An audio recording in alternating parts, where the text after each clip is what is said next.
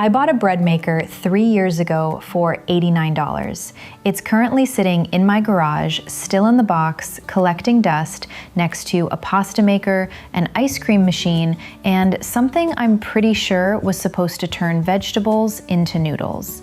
Combined, these kitchen gadgets cost me about $340. I've used them exactly 0 times. And here's the wild part. I knew I wouldn't use them when I bought them. There's something deeply broken about the way we interact with money and stuff in 2025. And it's not what the minimalist gurus tell you. It's not about having too many things or being materialistic or lacking discipline.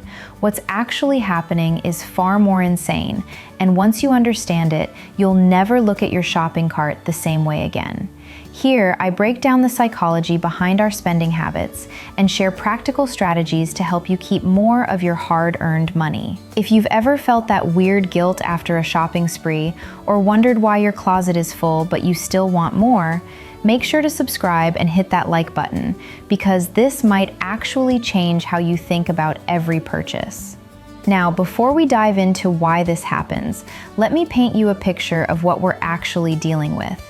You're scrolling through your phone at 9 p.m. on a Tuesday. You're tired. Work was annoying. You had that awkward conversation with your boss that went nowhere. Your friends are posting vacation photos, and you haven't taken a real vacation in 18 months. And then you see it, an ad for the exact jacket you didn't know you needed, now 40% off. And if you order in the next 3 hours, you get free shipping. You click, you buy. You feel good for approximately 12 minutes. The dopamine hit is real and immediate. Then the package arrives 4 days later and you feel nothing. Maybe slight disappointment. The jacket doesn't fit quite right. The color looks different than it did on your phone. You wear it once, maybe twice, and then it joins the graveyard of similar purchases in your closet. This isn't a willpower problem. This is your brain doing exactly what it was designed to do in an environment it was never designed for. Here's what actually happens. Every time you buy something, your brain releases dopamine, the same neurotransmitter associated with food, sex, and literally every pleasurable experience humans can have. But here's the kicker. Your brain doesn't release dopamine when you get the thing. It releases dopamine in anticipation of getting the thing. The moment you click buy now, you get the chemical reward. The actual product? That's just the letdown after the high. Neuroscientists call this reward prediction error, which is just a fancy way of saying your brain throws a little party every time it thinks something good is coming and then feels disappointed when the actual thing shows up, because nothing can match the fantasy version your brain created.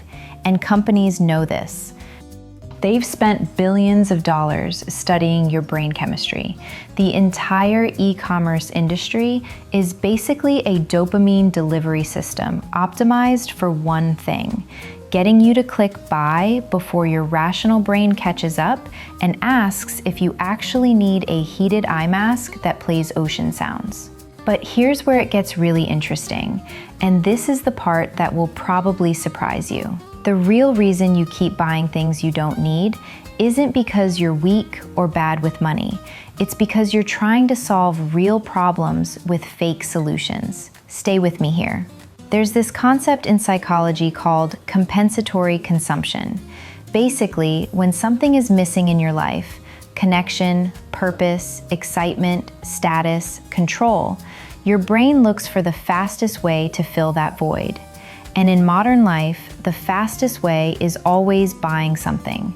Feeling lonely? Buy something to make you more interesting to others. Feeling bored? Buy a new hobby starter kit. Feeling anxious about the future? Buy something that makes you feel like you have your life together, like a $400 blender that promises to make you healthier, or a fancy planner that promises to make you more productive. I spent 2 years tracking my unnecessary purchases and categorizing them by what I was actually feeling when I bought them. 63% of my impulse purchases happened when I was either bored, stressed, or comparing myself to someone on social media. The bread maker? I bought it the same day a friend posted pictures of their homemade sourdough during lockdown. The pasta maker? 2 days after watching a cooking show where someone made it look easy and fun. I wasn't buying kitchen equipment. I was buying the fantasy of being the kind of person who bakes bread and makes fresh pasta on Sunday afternoons. Let me show you exactly how this works with real numbers. The average American spends about $18,000 per year on non-essential purchases. That's $1,500 a month on things they don't actually need. Now break that down further. According to a 2023 study, roughly $314 of that monthly spend is on items that never get used or get used once and forgotten. That's $3,768 per year, literally thrown away. Not spent on experiences you enjoyed or items you actually use, just pure waste. That's more than most people contribute to their retirement accounts annually. But here's what most people completely miss. The problem isn't the individual purchases. The problem is that each purchase creates its own ecosystem of future purchases. Remember that coffee maker I mentioned? Here's what actually happened. I bought the coffee maker because I wanted to save money on daily coffee shop visits. Sounds rational, right? But then I needed good coffee beans. So I subscribed to a specialty roaster for $25 a month. Then I needed a grinder because pre-ground coffee wasn't good enough. That was $89.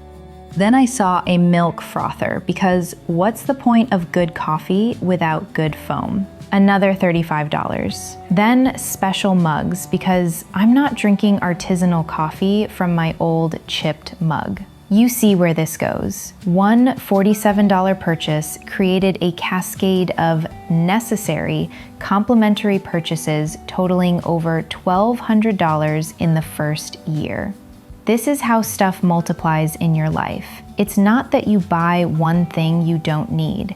It's that everything you buy comes with an invisible ecosystem of future purchases attached to it. Buy running shoes, suddenly you need running clothes, a fitness watch, wireless earbuds, a foam roller, and a gym membership. Buy a nice camera.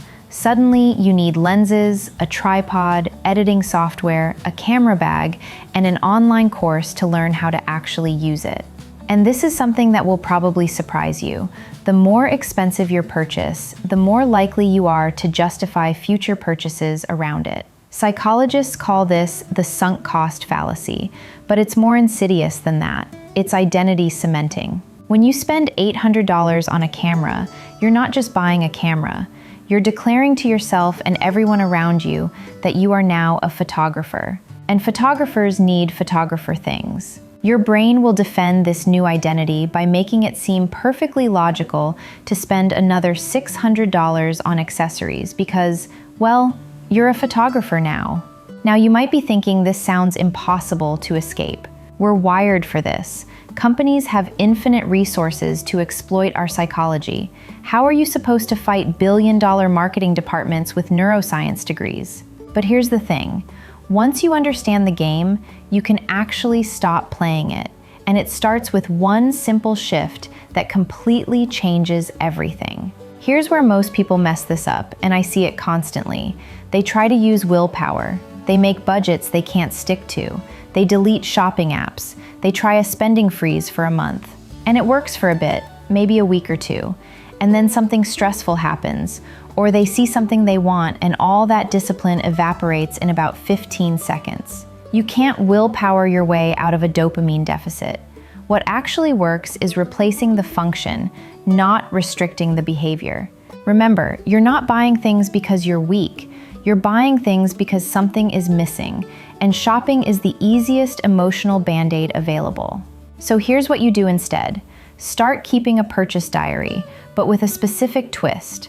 Before you buy anything over $30, write down 3 things. What emotion are you feeling right now? What problem are you trying to solve? And what else could solve that problem that doesn't involve spending money? This sounds almost stupidly simple, but it works because you're forcing your conscious brain to catch up with your subconscious impulses. When I started doing this, I realized that 70% of my purchases fell into 3 categories.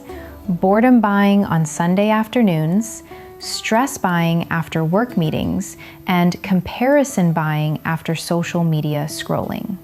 Once I saw the pattern, I could interrupt it. Sunday boredom, I started calling a friend instead of opening Amazon. Post-meeting stress, 10-minute walk before I allowed myself to look at my phone. Social media comparison, straight up deleted Instagram from my phone for 3 months. The weirdest thing happened.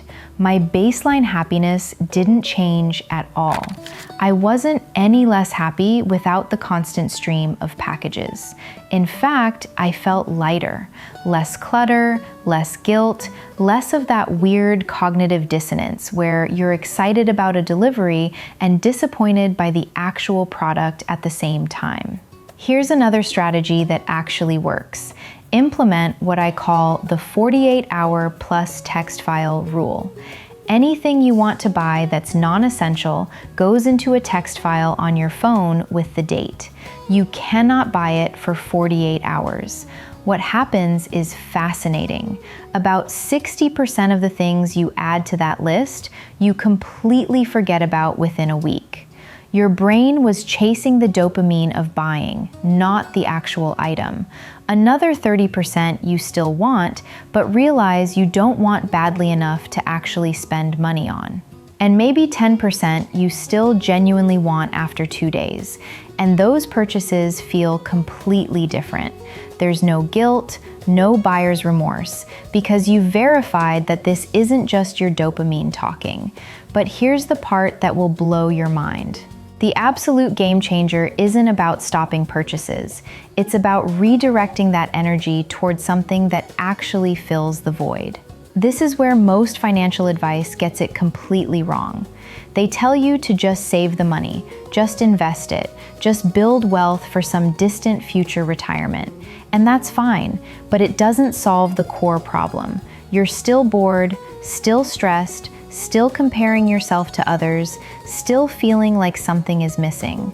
What actually works is finding the real thing you're hungry for and feeding that directly. If you're buying stuff because you're lonely, the solution isn't a better budget.